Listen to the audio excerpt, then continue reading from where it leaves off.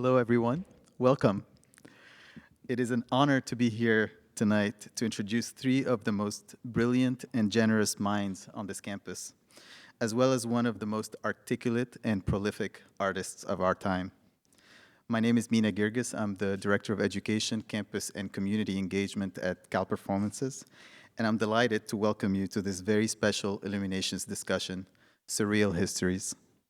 At Cal Performances, Illuminations creates opportunities to engage with the urgent themes explored by extraordinary artists that we present on our stage.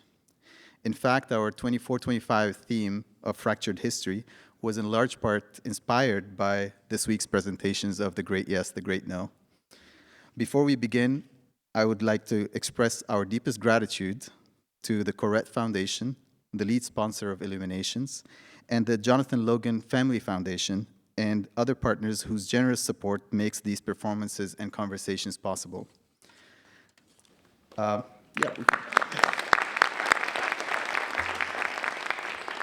Tonight, we are fortunate to be joined by a distinguished panel of scholars whose research provides crucial historical and cultural perspectives on the Great Yes, the Great No. Debarati Sanyal is a professor of French and the director of Berkeley Center for Interdisciplinary Critical Inquiry. Her work on migration, memory, and the ethics of representation offers a lens into the experiences of artists and intellectuals forced into exile, like those you're about to meet on the voyage tonight. Shannon Jackson is the Cyrus and Michelle Hadidi Professor of Rhetoric and Performance Studies and the director of Berkeley's Environmental Arts and Humanities Initiative. Her expertise in how artistic practice responds to historical rupture will help us understand Kentridge's multidisciplinary approach to storytelling and resistance. And Karl Britto, Associate Dean of Arts and Humanities and Professor of French and Comparative Literature, specializes in post-colonial literature and film. His knowledge of the colonial histories of the Caribbean adds essential context to the layered narratives of tonight's performance. Surreal Histories is also the title of a course that Karl is teaching this semester. And of course, we are deeply honored to be joined by William Kentridge, whose work has shaped contemporary art, theater, and opera in profound ways. Born in Johannesburg, Kentridge's art is deeply tied to the political and historical landscape of South Africa. His animated films, large-scale drawings, and multimedia performances blend the personal and the political, the historical and the mythical. He is known for his ability to layer different time periods and artistic forms, challenging us to see history as something fluid, fragmented, and constantly reconstructed. In The Great Yes, The Great No, Kentridge revisits the past through the lens of migration, exile, and artistic survival. The 1941 voyage of Capitaine Paul Lemaire, a ship carrying artists and intellectuals fleeing fascism, is a jumping-off point for a broader meditation on the legacies of our collective colonial past. And yes, some of us may dare say it, our very present moment. Please join me in welcoming them.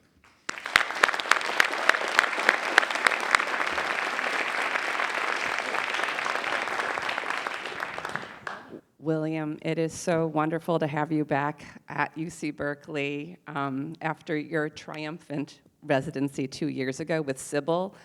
Just a show of hands, how many in the audience got to see Sybil 2 years ago? Yes. At that time, we had a chance to talk to you in a public dialogue where you gave us a little sneak peek into the work you were creating, the work we're going to get to see this weekend, The Great Yes, The Great No. I wonder if you could take us back to the inspiration about, I assume, when you first heard about that 1941 journey, and what inspired you, and what made you start to think that you were going to make a show?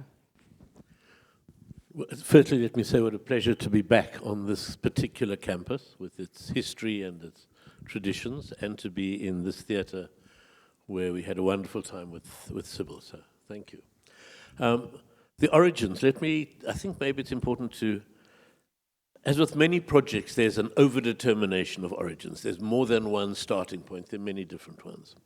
This one I can think of 3 or 4 distinct starting points. The one, we have an art center in Johannesburg, the Center for the Less Good Idea, it's called. The name of the center comes from an African proverb which says, if the good doctor can't cure you, find the less good doctor. And this is to say, when the grand ideas don't work, let's look for smaller ideas at the periphery in the cracks. But we do a number of performances. In one of the performances, there was a fantastic piece made by 7 women who made a choral piece about the death of miners in South Africa, the Song of the Widows of the Miners.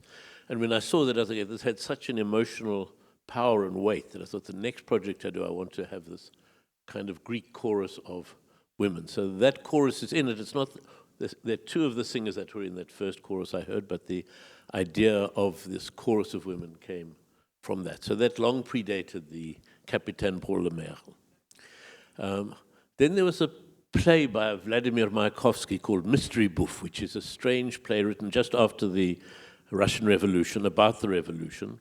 It has a chorus of clean, he calls a chorus of the clean, the bourgeoisie, a chorus of the unclean, the workers, and they're on an ark that is sailing around the world, and it's about the history of the revolution. I'd been intrigued by Mayakovsky, but then we got to work on other texts, and that disappeared. But that was somewhere behind. Then there was a Shostakovich symphony, which I'd made a film for, so a 53-minute symphony and a 53-minute film. And in this, we had the historic characters of the era, Vladimir Mayakovsky, the writer, Shostakovich, of course, the composer, Elmira Nazarovia, his pupil. We had Lily Brick, the poet and lover of Mayakovsky, Lenin, Trotsky, and Stalin, all of whom in the film simply held cardboard masks of their faces to represent themselves. But while making the film, that only exists as a film, we understood the pleasure of watching the people who were performing in the film with the masks. I thought, okay, let's see if one can make a live theater performance using this convention of the mask. So we had the idea of the masks, the idea of the chorus, and a knowledge of a wish to make something using those, but not knowing what the hell it was. And the period of the workshop got closer and closer, and I got more and more panic-struck about what story can we tell. And I was testing many different things. When I came across an academic article which described the journey of the Capitaine Paul Le Merle, the ship that sailed from Marseille to Martinique in 1941, taking refugees away from Nazi France, from Pétain's government of the Vichy France, to Martinique.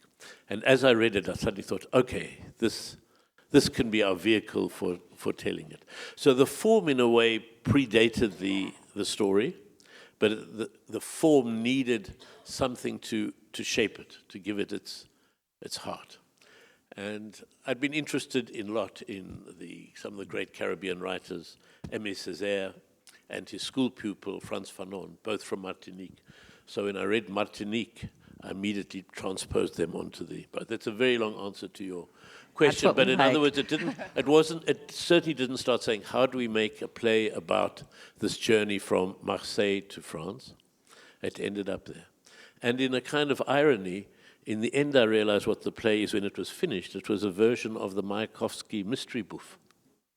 Also on a boat, also with a chorus of workers and a chorus of the bourgeoisie. And I suppose there's what one might call a productive amnesia, forgetting the Mayakovsky and then only afterwards realizing that had been sitting behind. Thank you. So, as you were mentioning, the historical moment that you're recreating here is that part of France is under the Nazi occupation, and you have these refugees, Jews, political resistors, surrealist revolutionaries, who are fleeing occupied France to Martinique, and so they find themselves on this ship. And what's so interesting about this is that they are fleeing occupied France towards colonially occupied Martinique. So there's this interesting parallel between these two places. places, even though one is the place they're fleeing from and then towards. And so, I had the good fortune of seeing the dress rehearsal yesterday, and I promise no spoilers here. Spoilers will help. But and Aimé Césaire is really present throughout, both as a character, historical figure, and also in terms of as a literary source. And as I watched, I kept thinking about how Césaire thought that fascism was the boomerang effect of colonialism come home to roost in Europe. And so there's a real kind of interplay of times in this work of yours, where we have colonialism and slavery and forced migration and deportation, and all sort of simultaneously unfolding. And so I wondered if you could tell us something about how you see the movement of history in this work. On the actual ship, historically, there were André Breton, the surrealist, there was Claude Lévi-Strauss, the social anthropologist, Anne Seguers, a writer, Victor Serge, a communist novelist and activist, Wilfredo Lam, a Cuban surrealist painter. So these were people on this particular journey, on this cargo ship changed for a passenger ship for this journey. But I was interested in this journey across the Atlantic, and so at different points they were all there, and one by one they were thrown off the stage, if not off the boat. We see Claude Lévi-Strauss, but he doesn't say anything. But it interested me, what was that journey? So when we were going to Martinique, that immediately for me brought on the great Martinican writers. And Martinique is a tiny island. It is, maybe 100 miles big. It's a dot. But these great writers have come from it. It was a tiny island, but after the war, I'm not sure in which year, between France and Britain, France was prepared to give to Britain all of Canada in exchange for the right to keep this tiny island, because so much money was made from sugar, from the slave sugar plantations. And one of the people who was born on the island was in fact Josephine Bonaparte, Napoleon's wife. In fact, from the same village as Suzanne Césaire, the wife of Aimé Césaire. So we put her on board. And once you've got Josephine Bonaparte, then why not Josephine Baker, to have two Josephine B's? Who also had a connection in the sense of part of the Harlem Renaissance, going to France in the 1920s and being important in the growth of the negritude movement, this early movement of people uneasy with the assimilation that France half offered them when they went to France. So without saying historically, did they ever meet? Of course they didn't meet. Were they allowed? They're all allowed on the ship. And there's a duet between the two Josephines at one moment.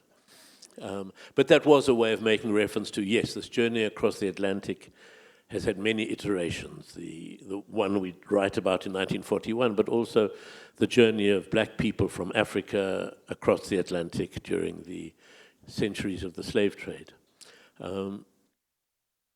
So that's how different people kind of got onto the boat and the historic jumps we could make. There are others which are closer. You see Lenin, Stalin, and Trotsky. You think, well, what on earth are they doing on the boat? But, of course, Trotsky had made that journey, in fact, 2 years earlier when he was in exile. And then Stalin had followed him, not in person, but in the form of the assassin who kills Trotsky in Mexico. And if you have the surrealists like André Breton, who was actually on the ship and ends up as a great friend of Diego Rivera, and in fact one of the surrealist manifestos for a revolutionary art, which is signed by both Diego Rivera and André Breton, was apparently mainly written by Trotsky. So there are kind of all sorts of, and Frantz Fanon writes about the complicated relationship with Lenin also. So they are out of place, but in terms of the arguments and the thinking, and certainly in the South African perspective, Fanon, both Césaire, but Fanon particularly, is a very important contemporary character. And the debate that continues now, 60 years after the death of Fanon, and the debate with Lenin is still, how does one understand the world in a place like South Africa, but not very well say here in the United States?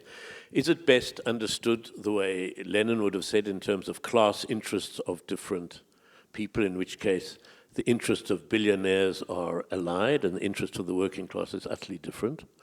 Or, as Fanon was arguing at some points, no, in fact, questions of race are the fundamental way in which, in the colonial world, the world is organized. And as you have in America, there are working class Americans who think their interests are the same as billionaires. And so this, and would say, yes, in fact it is, you know, white working class and white billionaires need to unite against the threat of black Americans. So all of these questions, not to say they're answered in the play, but they still float in the air in one way or another. So, as you mentioned, there are all kinds of people on the boat in your show who were not historically on that particular boat, but many of the encounters that take place on the boat did happen, notably the encounter between André Breton, who was on that boat, and Aimé and Suzanne Césaire, who had already traveled a couple of years before back to Martinique. And in that encounter, of course, is also the encounter between négritude, as you mentioned, and surrealism.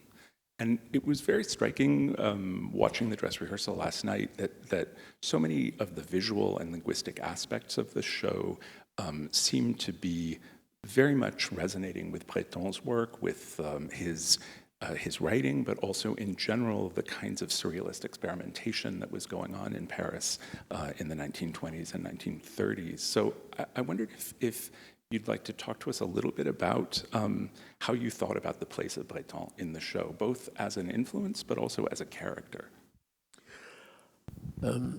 Yes, I come to the different routes to surrealism, and mine has always been through Dada. I think it's a kind of an offshoot of Dada. So Dada, in the First World War, 1916, says the great logic of Europe that has brought to such a catastrophe of the First World War demands we find an anti-logic. So in the anti-art of the Dadists, of language no longer making sense, of nonsense poems, of Kutschwitter's Ursonata. The surrealist went in a slightly, shifted obviously and became a different thing, but became very interested in unconscious structures behind thinking, taking dreams as the basis for how to make artworks, relying a lot on chance. So one of the scenes is a surrealist game, which is called The Voice of the Oracle, in which you would write a question, what is love? Fold it over and give it to the next person, who would write an answer not knowing what the question had been. It is the first sunlight on the leaves at the beginning of spring. And then the hope would be there would be these strange connections between text. And what we quote in the production or the scene is supposedly such a game between Aimé and Suzanne Césaire. I can't believe it was untouched by the editor of it. Some of the answers feel too close. But I suppose for me, I was interested also in the shift between a kind of Russian Soviet constructivist kind of art making and interest in the world, which we'd looked at in the Shostakovich film, to this much more aleatoric way of surrealist thinking. And so there's one scene, I thought, well, okay, if the surrealists are great believers in dreams, there's one scene which is simply a transposition of a dream I'd had, and I said, all right, we'll put it in and see what it becomes. I won't tell you which scene it is, but it was an image that I'd had in a dream, and I said to the team we were working with, here's an animation, let's try it. It doesn't particularly come from it. But I think that what the surrealists were doing, and that was the interest of why it was seen by some surrealists as a particularly anti-colonial art movement, was that it was saying European rationalist ways of understanding the world again are not adequate to other experiences of the world. And I think when Breton read Aimé Césaire's great poem, The Notebook of a Return to My Native Land, written 1936 or something, or 39, was it 39? He was astonished and said, here's a kind of surrealism avant la lettre. And then they got André Breton and André Masson got completely taken in by the lushness of the Caribbean jungle and so there was a kind of a tension between them and writers on the Caribbean who said, no, in fact, we don't just want a poetry of hyacinths and green green jungles. It's more than that. It's a tougher circumstance. But the way of the surrealist way of writing, of automatic writing or cutting up texts and pulling them out of a hat, which comes out of Dadaism, became one of the ways of constructing the text, with the difference that doesn't rely on chance. It relies rather than on uninterrogated impulse. So we put all the text by Fanon, by Césaire, by Bertolt Brecht, by other writers of the era, by some Russian writers.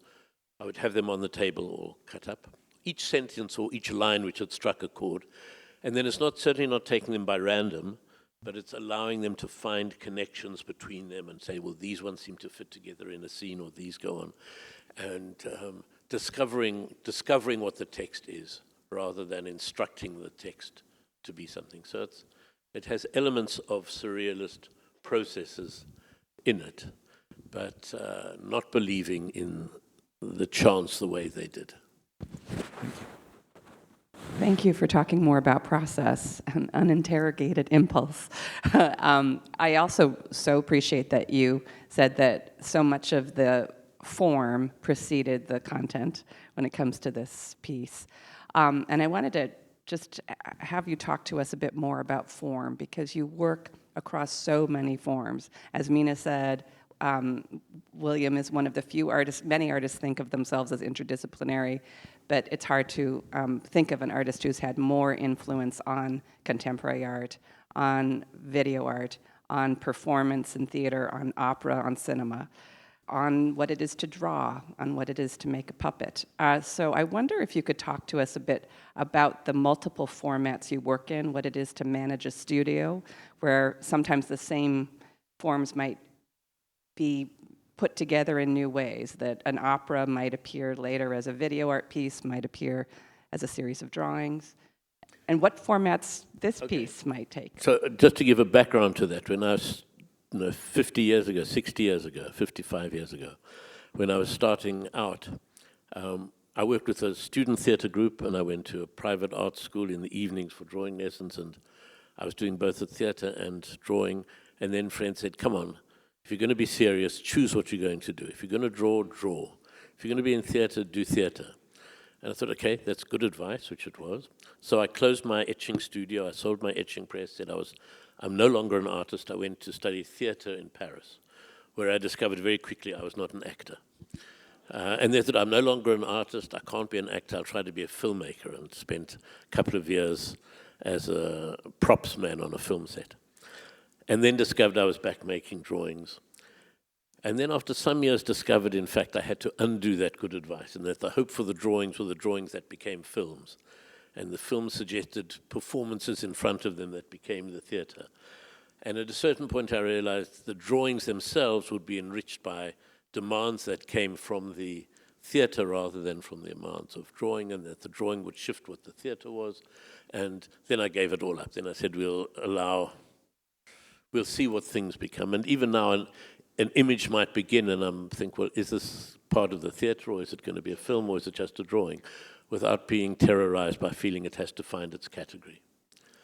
And yeah, so they do move about. And there's physically where it is, I have a studio which is for drawing in, and when I'm drawing or animating, it doesn't help to have anyone in the room. But there's a room upstairs where editors work. And so often there's fragments of film that I'll take straight upstairs, and we'll see what it does as it's going. I have a domestic studio in the garden at the house, and then in town, in the center of Johannesburg, there's a slightly larger, more industrial space where sculpture is made, but also where theatre workshops would happen, or bigger filming would happen, or rehearsals, or sometimes performances. So the physical space does allow a great flexibility to do different things. And over the years, there's a team that's grown up, some directly employed by the studio, but others having their own life, but we work very closely together and often. And then there's the Center for the Less Good Idea. So there's a kind of ecology of people and skills and interests that get called on or come and make suggestions as it goes. So you've talked a little bit about the literature coming out of Martinique, the writing of people like César, both of the Césars, Aimé and Suzanne, René Ménil, France Fanon, and others. And I think, one of the things that really, I'm a little biased as a professor of comparative literature, but one of the things that really struck me in watching the show was how central literature and written language is. There are people, characters singing and reciting poetry throughout. There are scenes of written composition that are accompanied by the sound of a typewriter keyboard. There are words everywhere. There are documents, there are maps with a lot of written language circulating on the projection screen.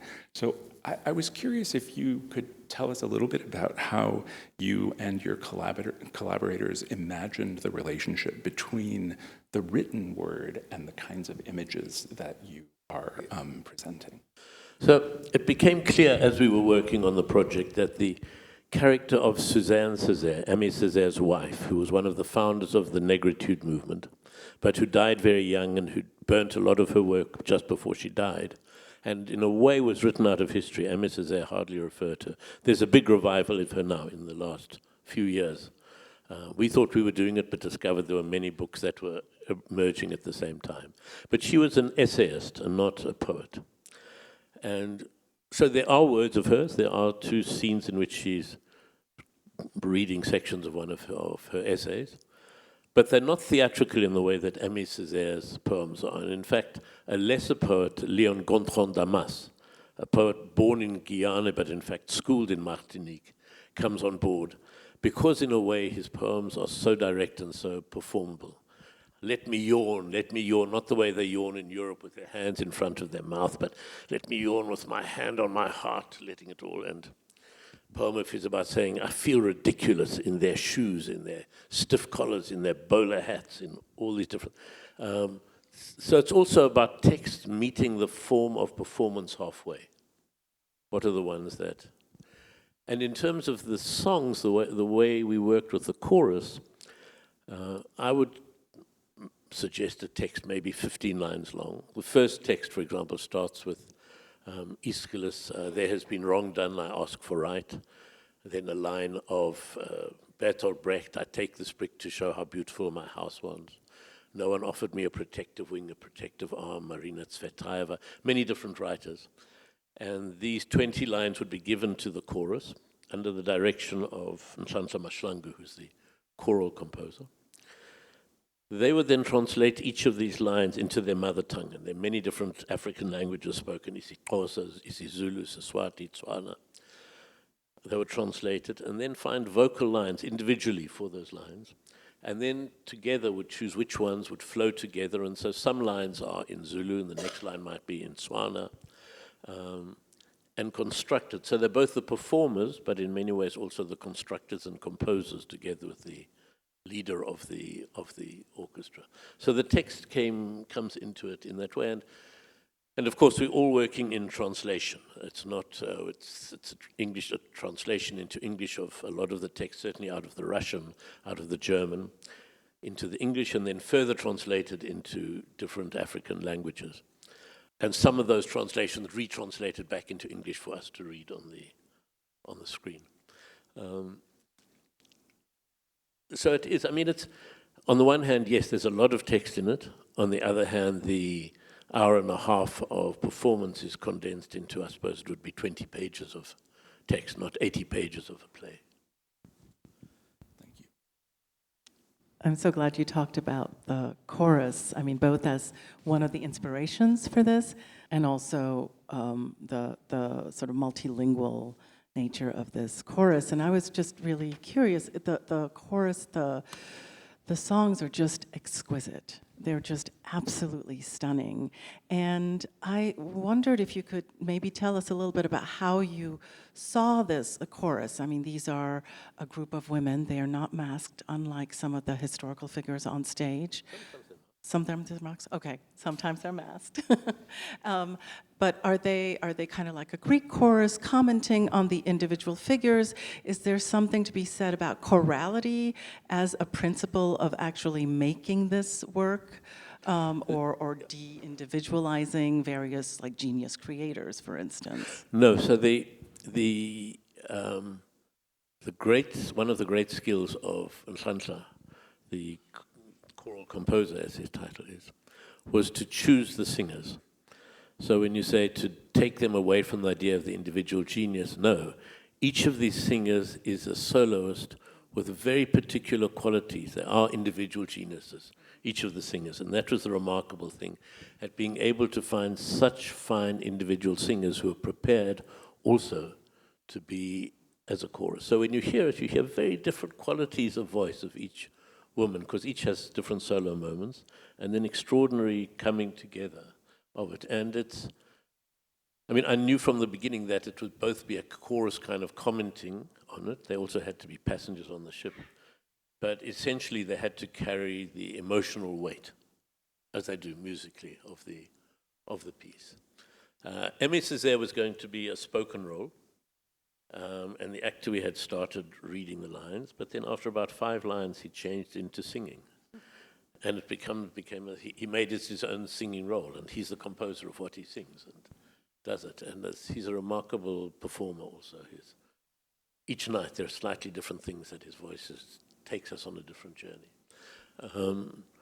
But I think also, from the first performance that I saw of the chorus at the Center for the Less Good Idea, in 2012, there was a massacre of, 19 miners were shot dead by the police. 19 miners on strike were shot dead by the police at a town called Marikana.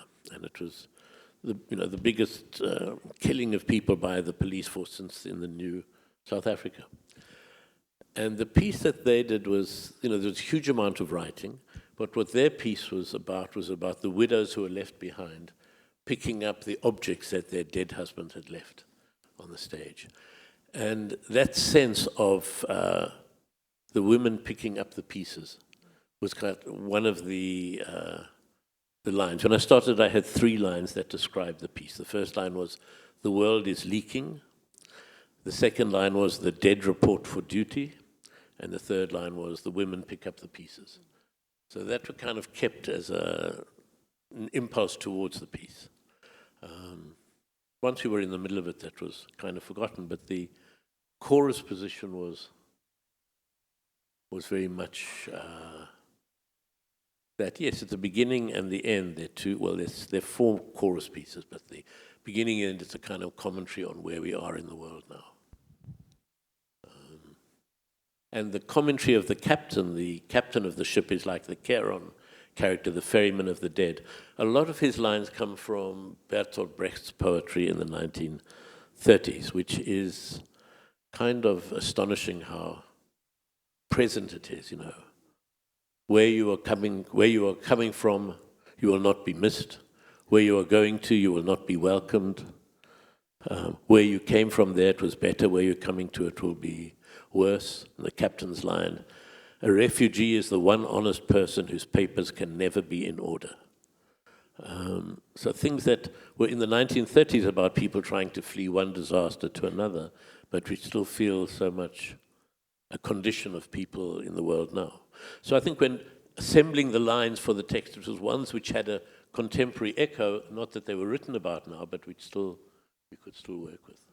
Wonderful. I wanted to ask you, I had planned to ask you about your collaborators, and you've already given us so many fabulous stories about other artists and art groups, especially the choral groups that were inspiration. I wonder if there's another story of another contributor to this piece that contributed to the mise en scène or the projections or something that shifted the piece that we might be looking for or listening for. Yes, there were 2 other starting points, less central, but 2 important things that we'd seen at the center. One of them was an improvisation between 2 men with megaphones and a pianist. And the pianist was quietly playing a slow movement of a Schubert sonata.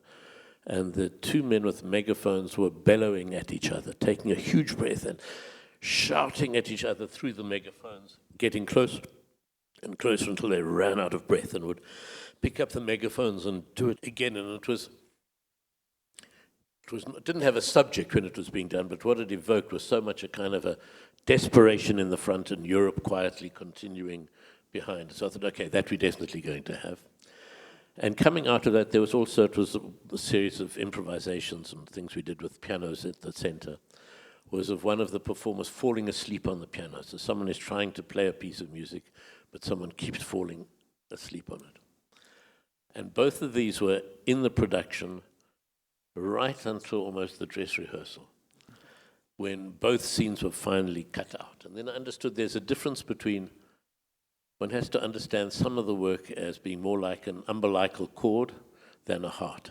So something that's essential for the piece to come into being and for it to grow, but once it's actually there, it's of no use and it's needed to go. So that you won't see in the piece tonight, but it was essential for the piece to happen. In terms of other collaborations that, I work very closely with the designer, set designer, and with the costume designer in terms of talking and thinking through what we're going to see. The video editors are obviously vital.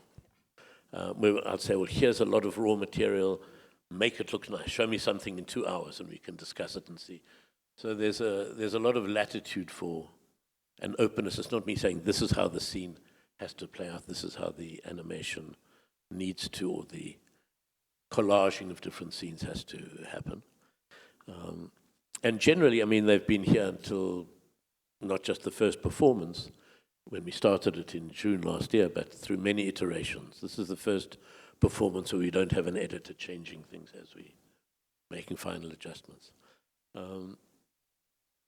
So there's I make absolute acknowledgement of the many authors of the piece. I take responsibility for shaping it and putting it together. I think it's also important for me to find collaborators that are happy with the idea of uncertainty, doubt. As soon as there's somebody who comes and has a very clear idea of how something must be, for me it's a big red light, it's a big danger signal. And it's a danger signal just because temperamentally, I always assume people who are certain must be right. And I have to defend my own uncertainty going on. And so when I first started in the opera world, I needed to find a costume designer. And several people were suggested. This was in Belgium at the Opera House. And they said they arranged for meetings, and they all came with these beautiful drawings of costumes for the Magic Flute. And I was terrorized. I suddenly thought, no, I'll be making the production to fit in with the costumes that they've made. And then one costume designer said, well, I don't have any idea. I don't have any drawings. I've got nothing to show you. Here are some photos of work I've done in the past. And I thought, thank God, here's someone I can work with. And so I think that's an important part of... People who are open to less good ideas. Yes, who understand that and who don't just get louder and louder as you challenge a question, but are happy to also step back. So I've been teaching this class on surrealism and colonialism, and I've also been really struck by how prescient so many of the texts seem to be, but of course they're not really prescient. They were confronting a certain kind of situation, and in some ways we seem to be confronting a similar situation, or a situation that's heading in a similar direction. And there's the beautiful moment at the beginning of the essay that Britto writes about the Cahiers after he has met the Césaires, after he's read that text, where he talks about how the encounter came about. And of course, it being Britto, it's in a sort of somewhat fortuitous way, where he has arrived in Martinique, he's been put in the Lazare camp, he's allowed out, rarely, and one day he goes into a store to buy a hair ribbon for his daughter, and he sees a copy of Tropique, which is the journal that the Césaires and Ménil and other Martinican intellectuals have founded, and he starts reading it and can't quite believe what he's reading, because all of the intellectual force of resistance that has dissipated in Europe from his perspective, he finds here in this random encounter in Martinique. And there is the beautiful line that he cites in that essay from the first issue of Tropique, written in an essay by Césaire, where he talks about how the shadow is advancing everywhere, right? But he says, we, the editors of this journal in this tiny island in the Caribbean, we are among those who say no to the shadow, right? Which of course makes me think of the title of your show as well. That helps me, because the title long predated the project. It was a title in a book. It's from a poem by Cavafy, the great yes and great no. And I've kind of known the yes, but I've not been certain of the no. So that helps me, thank you, to answer. I wanted to just quickly jump back to the topic of multilingualism in the show and just the amazing proliferation of language. As you mentioned, the members of the chorus are singing in different languages simultaneously or in sequence. You also, of course, have a lot of French that is being recited or sung or spoken. There is also English that is being spoken and projected on the screen. And of course, some of that is happening through translation and through the necessity of conveying certain kinds of meanings to the audience. But I wondered if also that kind of proliferation of linguistic difference for you was also functioning as a kind of exhilarating freedom, as a kind of challenge to the colonial imposition of the French language that a poet like Damas is so full of anguish about. I'd never thought of it in quite such clear terms, but I think the impulse you describe is correct. It is a celebration. Actually Debarati's idea. Oh, okay. Well, I think it's... You have the no, I think it's good French, proper French proper French, moment. parlez le français, yes. Speak proper French, speak the real French, the French of the French, French, with all the vowels, playing with the vowels. And in South Africa, there are many different languages which are spoken, and I'm stuck, having grown up in a sort of unilingual school, and to my shame, don't speak any of these other languages. So live in a world of translation the whole time, the generosity of others to translate many different languages. Yes, I mean, there is English, obviously, for an English audience. And in fact, but when we started, we had the Bretons only in French. But one of our French actors got sick, so then we had to have an actor who speaks in English. And in fact, it's a relief to have half the Bretons in French and half in English. We have two Bretons. We have the Breton twins. This was because, without realizing it, we'd made two cardboard masks of André Breton. And we had two actors, and I couldn't decide. I didn't want to say to the one, you be Breton, I'm sorry, there's no role for you in the piece. So we said, okay, we'll have the two Bretons. I mean, Breton on the boat was famous for being bad-tempered and just walking around the deck the whole time, just shouting "bastard" under his voice at everybody that he passed. So you'll see, he's there on the boat, or they are there on the boat. He was apparently not the nicest person I think he sounds to have been. I mean, it's also interesting because it's the 1930s, and you have in the Soviet Union this idea of people who break the strict line of how things should be being purged. In Stalin's case, they would end up being shot. But the surrealists were also fond of purging people who weren't surrealist enough or didn't meet their expectations. So I think there's a less sympathetic view of Breton for me than I would have for Tristan Tzara, for example. I mean, Tristan Tzara in his manifesto has the great line, "Let us try for once not to be right."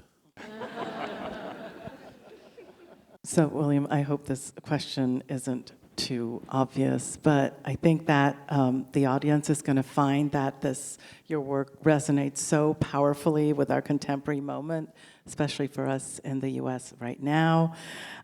You know, in the work, there are refugees fleeing fascism, saying the world is leaking, why is this age worse than the other, or I carry a brick to show how beautiful my house was.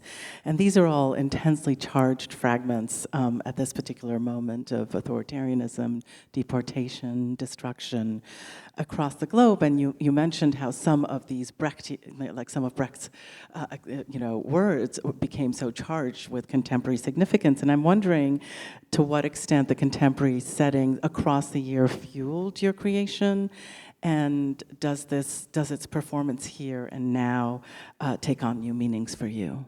Yes, it's interesting how meanings shift. We've just started in Johannesburg, or in Cape Town rather, a revival of a theatre production we did 30 years ago, which was called Fascist in Africa, about the pact with the devil in the transformation of South African society. And we wondered what it would be like now to see it 30 years later. And the piece itself hasn't changed at all. It's the identical puppets, the identical images, the identical text. But what seems to have happened is that there's kind of been the shift of the world around it. So you suddenly see it from a different angle, from 90 degrees aside, and questions which were in the play but not central become the central questions. In that case, questions of colonialism, of repatriation of African artifacts and sculptures, stealing the state's money, things like that that weren't at the heart of the question, which become at the heart now. And I would suspect it's the same thing. You know, this piece was made certainly not with an idea of the American presidential elections in mind. It was certainly made at a time when we were aware of, throughout Hungary, throughout Europe, through many places, a growth of the right wing to an extent which seemed impossible years before. And I'm sure that's what made, but questions of migration, I mean, it was 2014 and 15 when the big Syrian and other migrations across the Mediterranean started happening, and it became right into the fore. So those questions are certainly there. They get seen through a different prism. It's always that the world comes towards you in, whether it's a work of art or whether it's a drawing or a film, and that's halfway, but then onto that image of the world come all your associations and projections. And so all the contemporary anxieties or thoughts are looking to meet something halfway, and there's a kind of a magnet to them attaching to things that approach you from the stage or from a drawing or a film. So it's certainly not made with this moment in mind, but that doesn't mean it's wrong to say there are all sorts of associations that come out now. I love the image of the tilt and the angle and the coalescing of meaning. Thank you. And think about that with so many of your other prior figures or characters, Ubura, Felix, all of these characters that what it is to interrogate privilege or clueless privilege. So the Ubu one is an interesting, it was a production we did on Ubu and the Truth Commission when we had the Truth and Reconciliation Commission in South Africa in 1996, which was looking at human rights abuses in the apartheid era. And we showed it in Weimar in Germany as an early. And people said, well, people in South Africa understand it, but how's Europe going to make any sense? And when we showed it there, they said, oh, this is about the Stasi. We understand it. It's for us, it makes so much clearness. I don't think it can work in the rest of Europe, but for us, it's fine. And then we showed it in France, and they said, oh, we've had all these cases about French collaborators that are now being revealed, so this is just for us, this is fine. And then in Zurich, they said, oh, but this is all about Nazi gold that we've had hidden in our bank vaults, this is just for us. And someone from Romania said, this is so local, it feels so local. So there's a sense in which if one has something that's very specific, it doesn't matter if people don't understand the specificity of that. There's something in that not being universal that makes it more recognizable from many different contexts. And it gave me confidence in saying people will make even if it's a wrong interpretation, even if it's a mistranslation, there's a desire to put the fragments together to make a sense. And that's always a kind of a local sense. So we were prepared to say, well, let's see what it does to different people. Is that true? That the most specific becomes the most universal or transnational.